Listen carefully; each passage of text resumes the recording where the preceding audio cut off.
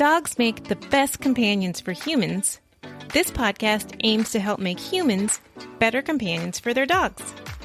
Welcome to the Enviro Podcast, a modern lifestyle podcast for dogs and their people. I'm your host, Charlotte Bain. I've been caring for other people's dogs for more than 15 years. And while I've learned a lot in my career, I definitely don't know it all. So I've collected an ever-evolving roster of amazing dog people. And I learn new things from them all the time.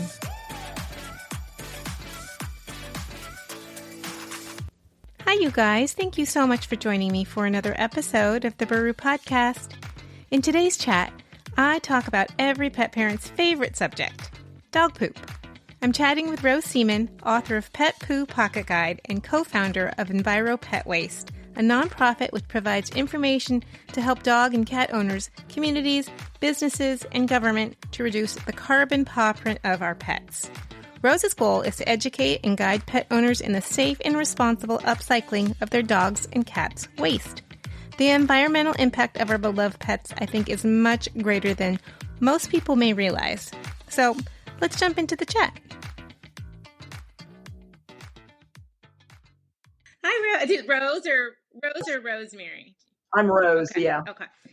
I just wanted to jump in and really talk about how we can be more mindful pet parents when it comes to our dogs' waste, because I know it can be a huge problem, bigger than I think a lot of people realize. Thank you, Rose, you for jumping on and chatting with me. I really appreciate it. You have founded the Enviro Pet Waste Network, correct? Yeah, I'm a co-founder with a woman in Australia named Ruth Miller. Oh, fantastic. And can you tell me a little bit about what the Enviro Pet Waste Network aims to achieve and what their vision is and what you guys actually do? We provide resources for people, communities, and individuals that want to sustainably manage pet waste, and that's dog and cat waste mainly, because that's the huge bulk of it. And we also connect people who are doing it successfully with people who are working on it and giving them ideas of who's doing it and how they manage to do it. Great. That's great. I wrote an article for my blog quite a while back on like the best way to dispose of your dog's poop. And I found it very confusing when I was doing the research. I was kind of more overwhelmed writing that blog post than I thought I was going to be. And so, it turns out I was reading recently that our dog's waste, like accumulation of our dog's waste, is somewhere around like 10 million tons per year just in the United States. Is that correct? That's about right. And it's 109 football fields, oh my gosh, 10 feet deep every year. That includes the end zones. Oh my gosh. So I think a lot of people don't really think about that. Even if we're doing, like what I do is I use a compostable, poop bag, but I still don't feel like I'm doing, turns out it's complicated on what poop bag, even if you're using a compostable poop bag, what poop bag you're supposed to be using. And I feel like I'm doing the best that I can, but I know it's not enough because there's such a huge environmental impact from our dogs. So how, as pet parents, can we be more mindful to reduce the environmental impact of our pets? And if you have any statistics or anything that you want to share, which would make people understand a little bit more on why it's such a huge issue. Okay. It's a huge issue because, of course, dog waste pollutes water. Yes. Sometimes there are dog parks near reservoirs and they have to stop people, swimming there. And of course, it's a nuisance. It gets on your shoes. It gets in the house. Right. It's something that if you leave it there, it's bad. If you throw it in the trash, it goes in a landfill and it emits methane. Right. Probably the first thing that someone can do is make sure that they're using compostable bags, even if it's going in the trash, and support ASTM 6400 certified compostable bags, not biodegradable. Biodegradable only means that the plastic's going to break up into tiny little pieces and get in the atmosphere. But if it's certified compostable with the certified compostable symbol on it, then it'll actually degrade if it's taken to a compost facility. And even if it isn't, you're modeling good behavior, you're not using plastic, Right. And you're actually helping to support the companies that make 100% compostable bags. And as you do that, that'll cut down on bags that are plastic, Right. and it'll also help the industry, and it'll drive down the prices of compostable bags. Right, because they're not cheap. No, they're definitely the So, most expensive out of the bags. mhm. So if you use a compostable bag, is that even going to, if it still ends up going to a landfill, what happens next? It just sits there. Just sits there like everything Yeah, else. just like if it's in plastic or if it's in paper or whatever, Okay. it sits there and eventually it emits methane, and they Right. all do. And plastic sits there and doesn't ever do anything. Right. So as long as it's going to a landfill, you're just filling up the landfill. 14 to 18% of the methane in the air is coming from landfills. Right. So the And our, best thing you can do is not use compostable bags instead of plastic in any okay. case. Okay. So, and there are some other ways that we can be mindful. I know you can, if you have a yard, I mean, there's so many different, I mean, I live in a busy urban setting, so I don't have access to a yard. The thought of like flushing the dog poop down the septic down the toilet is complicated, but I know there's many different ways as a pet owners that you can dress taking care of your dog's waste depending on your circumstances. Do you want to go through some of those? Because, we all live differently. So, Sure, I have a book actually that's called the yeah, Pet Pocket Guide, and it's backwards. The Pet Poo Pocket Guide, I and love this actually it. has like 8 different ways to do it, depending Oh, on where great. you are. And on our website, in fact, there's like a flow chart that said, "Are you in an apartment? Are you in a house? Yes, Ah, no." okay. And if you go into epwin.org and go into households to find out Okay. how a household can handle it, not a community, but a household, then it'll give you instructions. There are many ways. For instance, if you're in an apartment, Right. there is something you can do. You could use vermicompost. You could have What is worms that? if you don't mind having worms under your sink. In Mm. or, but you can do it. And Right. there's also a thing called bokashi, I've and heard of you that. can do that. Oh, And can you go a little bit into detail on what bokashi is? It's a different form yeah, of composting, bokashi right? is a way. It's ancient Asian way to disintegrate things. It decomposes everything. It Okay. literally mummifies it until it just kind of falls into Okay. disrepair. Okay. And if you look up bokashi online, you can find that you can find these things called EMs, essential microbes, and you can buy them in a bottle, and you can inoculate um, grain and make it into bokashi mix, or you can buy the bokashi mix, but you sprinkle Okay. it on things, and it's great on everything. You sprinkle it on stuff, and it takes a while, but it disintegrates. And Right. it's all of this is fairly complicated. The easiest way is if you have a yard, you can compost it, you can put in a biodigester and all that. But the way that is the solution is to get a community to let you put it in the green bins with the food scraps. Yes. Okay. And they do that all over Canada They and do. in Okay. Australia. And there are a couple places in New England that will let you bring it to a compost place and they'll compost it. But the United States is way far behind in terms of allowing for that. But that's the best and easiest way. If you have a yard, you can just compost it, or you can just let it sit for a long time. Keep In your throwing some yard. sawdust on it, and Yeah. you don't have to turn it. Eventually, it'll turn into a compost. The only thing is, don't use it on vegetable gardens. I You was going to can, say you have to be separate, right? It has to be far away from like your food supply, right? um, well, it doesn't have to be far away, but if you're composting it with your food scraps and you only have one pile, Hmm. only use that on landscaping. And Okay. if you're making a pile of compost for an edible garden, you have to Hmm. do the cat waste separately. And you can do cat waste like this too. You can compost Okay. it. Okay. And there are places where you can flush it. Dog waste. There are places where that allow that. In Vancouver, they allow it. Lots of places Okay. in Australia. And the problem with flushing it is that water treatment plants don't want all that dog waste coming in. It's too much. It's over. It isn't so much that it's worse than human poop. It's that the volume would make them expand, and it's very expensive for them to expand. That So they makes don't want it. sense. They don't want that in there. So why can I ask why you can't just put it in the green garden bin in many like urban settings? I mean, we are just got recycling in my building in Los Oh, where Angeles, are to be you? perfect. Los Angeles, to be Okay. perfectly honest. Yeah, like we're way, I'm originally from Seattle, and so we are ahead of the game on a lot of that stuff where I grew up. But here, like in my apartment building, yeah, we just got a recycling bin, and so we definitely don't have composting. But why couldn't one put it in, like if they had a home, why couldn't they put it in their regular green bin? Because it's got bacteria in it, or Oh, you mean for companies to take it? They could put it in there. I mean, they okay, do it okay, all over Canada and Australia. They put it in with the food scraps and with the yard waste. And okay, as long as it's in compostable bags or in okay. paper bags, they don't want plastic in there.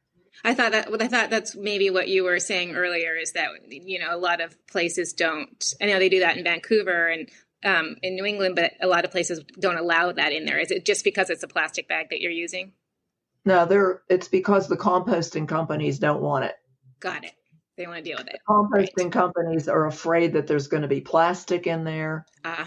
There's not going to be enough education and enough Right. compostable bags available for all people who don't want to pay a lot of money.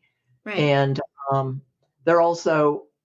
they think that there's something in there that takes extra heat or you have to be extra careful about.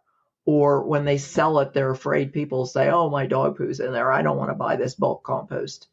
Right. There's a stick factor they have to worry about. So Of it's the course. composters, but like I said, they do it in other places. Right. But the composters get to say, no, we don't want it. And then the cities say, okay. Right. Like moving forward, is there a way that we can? I was reading an article. This is when I was doing research for this blog post many years ago. And speaking of how, and I'm sure I have this wrong, but in England, they were working on turning like a lamp using dog waste to turn a lamp, like to run a lamp, essentially using the methane from dog waste. Are there ways that we're moving forward looking to, I know it sounds gross to most people probably listening, but to upcycle or recycle the dog waste? Right? They did that in Cambridge, Massachusetts. That's where it started. Did they? Okay. It was called Park Spark. Okay. And a guy who was an artist did a demonstration. This was really an art. What do you call that? Anyhow, he was trying to show that at this dog park, you could put in the poo and this big tank would light a light. And there's a long story behind it. It didn't work.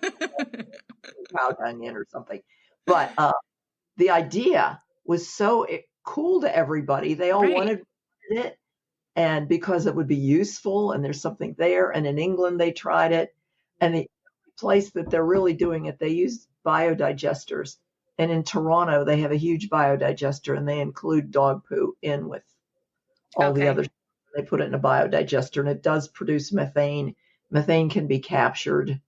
Okay. It's a cool idea, but it's expensive. A great idea. It's expensive. And that's probably why most of these ideas don't. Yeah. Go ahead. Yeah. You need taxpayers to back it. You'd need, you'd need political will to do this. Right. And in Australia and in Canada, they have the political will to do it in some places. Right.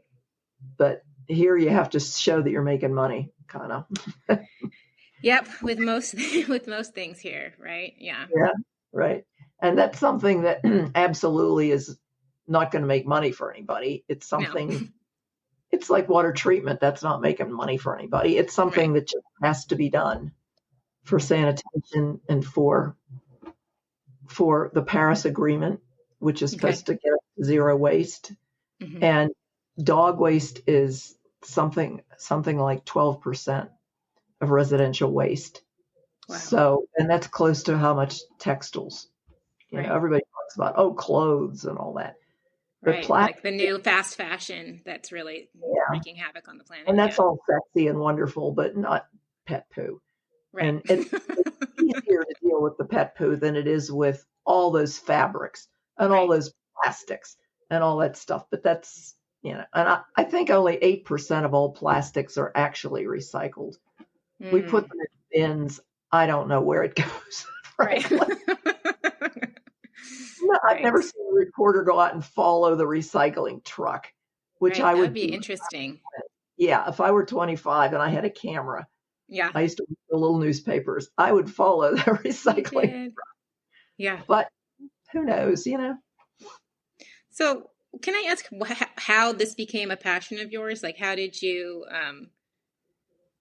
fall into the pet waste lifestyle, for lack of a better term? Yeah, I mean, I have another life. Yeah. It's not exactly an obsession, but Right. it's something that you have to keep following. And, Yeah. we've had so many people who are interested and then they lose interest in 5 minutes. It's just Right. something, oh, look at that, Right. But when I was always working in marketing and sales and writing and that sort of Mm-hmm. thing. And on my last job before I retired, which was quite a while ago, Mm-hmm. um, I was in a park reading a book called Natural Capitalism, which was in the library of my employer. Mm-hmm. And I was reading it and eating lunch, and this book is really great. It's like a Bible Okay. written in the 90s. It Okay. talks about how everything should go around in a circle and go back to where it was, and Mm-hmm. how the economy should be doing that, and how it's called natural capitalism. So we're talking about businesses. Right. And it was a really, really cool book. As I was reading and I looked up and I saw all these people picking up dog poop in the park. And I thought, well, this is organic stuff, Mm-hmm. I mean, Yeah. maybe they're composting. Right. Or I knew everything. And then the people were throwing in the trash. I thought, oh well, maybe people pick them up pick it up because it's useful, like plastic. Right. But then I went back and I started doing some research. And I found out that, of course, it just goes to the trash. Of course, it's methane. Look how Right. much there is of it. There's as much dog waste today as there was human waste in 1959. Oh my gosh. Wow. Yeah, we did math and stuff. Right. So, yeah, it's a hobby. It's fun. Nobody else is doing it much except myself and my partner in Australia and our board of directors. We have a nonprofit now with a board of Oh, directors. And fantastic.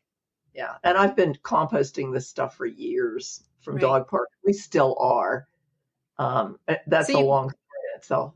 you go to dog parks and collect the poop, Well, or I have a you? partner. I had Yeah. a company called Enviro that I Okay. started maybe 15 years ago to Wow. see if this could be composted and worked. I was still working, but I was kind of working on this idea. Right. And so I got a young fellow who did dairy composting, and he said, "Oh yeah, I'll do it. Just get me some dog poop, but I need to have like half a ton of it." And I said, "Okay." So I went to a local shelter and I picked it up and I took it to him, and he composted it and we tested it, and it turned out to be really, um, you know, safe. And we didn't Mm-hmm. do a whole lot with it. He just Mm-hmm. tumbled it and stuff. And then I tried it on plants, and it grew plants like crazy. Oh, And I thought, interesting. Okay. oh, there's something here. Yeah. And then we partnered with a pet scooper who literally did bring in tons of dog waste, all in Okay. compostable bags. We have partners that we have like 20 trailheads in Boulder, 4 dog parks in the Boulder area, Wow. doggy Okay. daycares all along the route. And our partner Pet Scoop picks it up, and he has a program called Waste Not. So he brings it to the composting site, which is not far from all this stuff. And we compost it, and Right. it's used on site at the retail garden center where it's composted. It's used for trees and plants and that sort of thing. We tried marketing it. Mm-hmm. I actually put it in bags. We made potting soil mix. We made finished compost. I took it to garden centers, but first of all, it's a really difficult industry to penetrate, Okay. composting. You need a lot of product, and it's just hard to crack into there. And then when Interesting. we did test marketing, it was like people didn't want it because it had dog waste in it. Yeah. So it's like Freaks them out. People have a Yeah. hard time picking up their poop, just in general, Yeah. around my neighborhood. Yeah, Yeah. And if it's cow poop or llama poop or horse poop or something, they that's want it. some distant thing. They don't care. That's nice and Interesting. probably smells good, and I don't care. I'll buy it. Oh, look at that goat compost. Yeah. But when you say dog, they think, oh my God, that's like what I pick up. Ick. Right. So. Does what our dogs eat have a relationship to, I don't know if you're a dog owner, if there's, but are you a dog owner? Do you have a dog of your I own? have been. I'm a cat owner now. Yeah. Our, You know what? All those trips to dog parks and all those yeah. dogs that keep going on You OD'd on dogs. Yeah. Yeah, I did. Well, Yeah. yeah. I'm sorry. What were you saying? Well, first of all, I love cats, but I'm actually allergic to them. So I haven't been able to bond with cats in the way that I would like to, sadly. Much to the chagrin of my sisters growing up, because we tried to bring home 2 kittens. My parents did, and it was not happening for me. So we had to give them away, sadly. But what was I saying? I was saying, does what our dogs consume have an impact on our waste? Can we address that a little bit? Do you want to touch on the that? more grain they eat, the more they poop. Right. And if they eat a lot of meat, they poop less. Right. And I don't know how the quality of the poop how that relates to the finished compost. All I know is that you got more of it. Right. When you feed them, especially corn, rice isn't so bad. So if you're feeding a dog a diet, that has a lot of filler and a lot of corn and a lot of, grain, then obviously their poop is going to be filled. Right? It's going to be probably environmentally friendly to feed them less of that, because then there's less poop in a landfill. Yes. For what that's worth, Right. And also, if the fresher the foods, I mean, we don't have to get into it, but it's easier for them to digest, and they use more of that energy and less waste. So that too. All of that. So something to think about as well.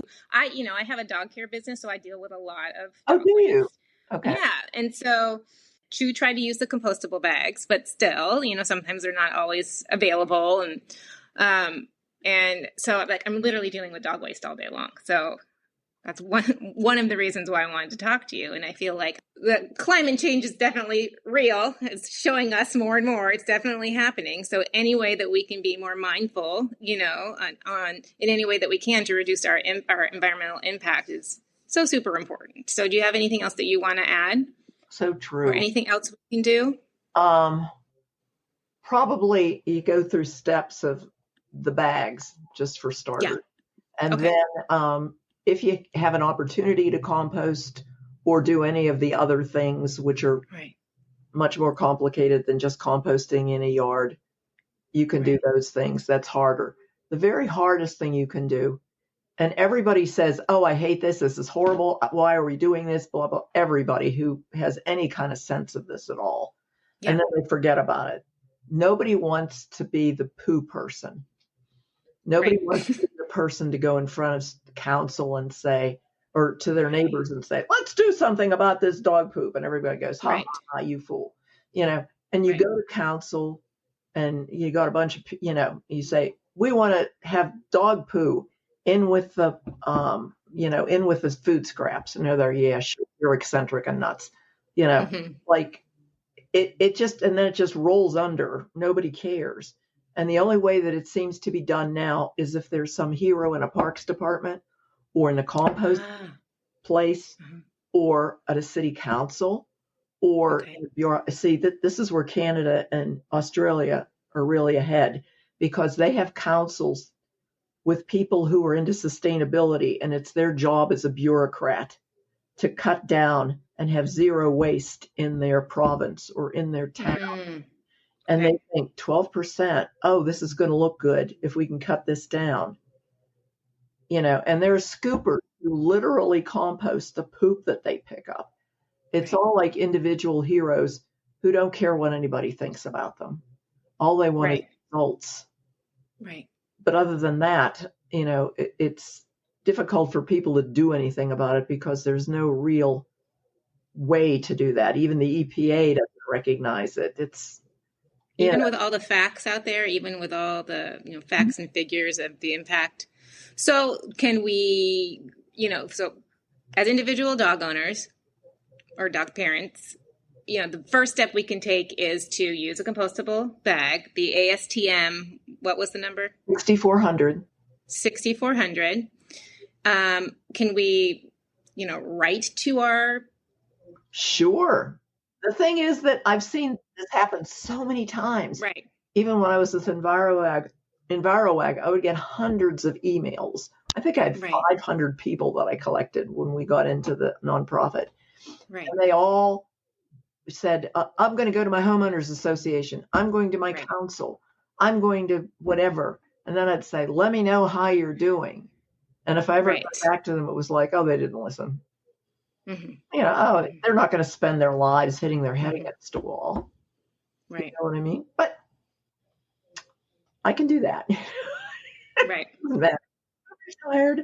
I'm doing a lot of nice things that I like to do.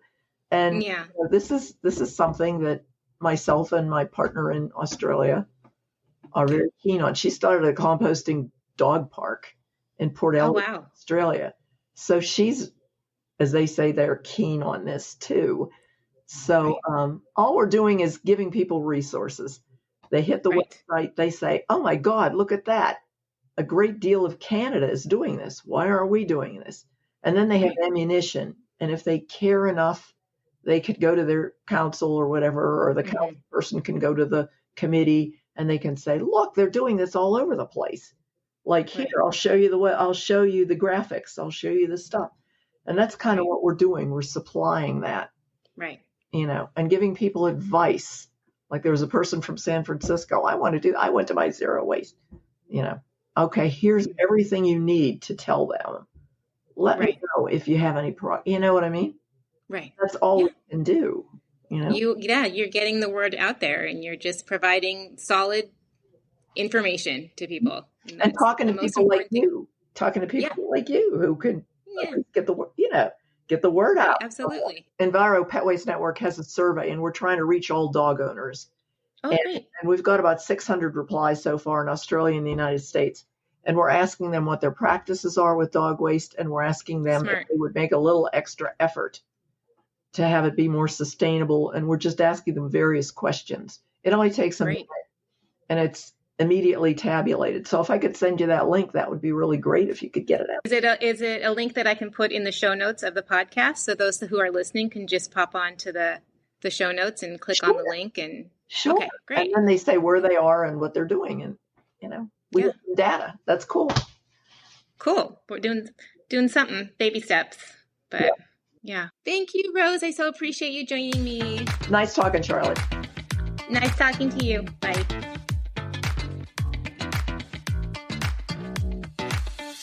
Thank you so much for listening to this episode of the Baru Podcast. I've put links in the show notes to all the great things that Rose and I talked about today. And as always, if you enjoyed the episode, please don't forget to rate and follow the Baru Podcast wherever you listen to podcasts. You can also follow us on Instagram at Baru Podcast. And if you have a story of canine companionship that you'd like to share with me, or you have a question or even a comment, I would love to hear from you. You can email me, Charlotte, at thebaru.com. All right, you guys, let's chat soon.